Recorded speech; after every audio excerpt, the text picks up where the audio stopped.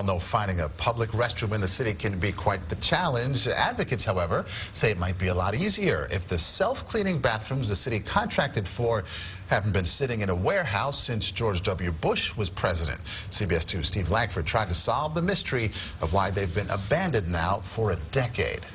If you're looking for a public bathroom in New York City, this off-the-beaten-track lane toward a warehouse in an industrial section of Maspeth, Queens, will lead you to more than a dozen of them brand-new automatic self-cleaning restrooms that for some reason have been sitting here unused for about a decade. I think it's time to get them installed. These public toilets are operated, or should be, by the J.C. Decaux Company of France, but currently there are only 4 of them installed on the streets of the city, and the one we found at Corona Plaza, Queens, wasn't even working.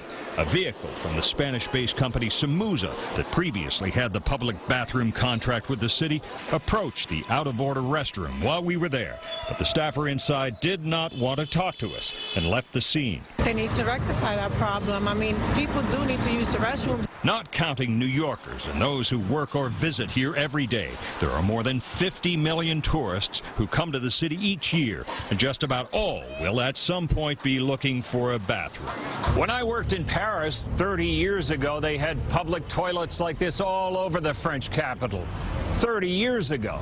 It's ridiculous, this French tourist tells us. They have to be used because in New York there are very few public toilets.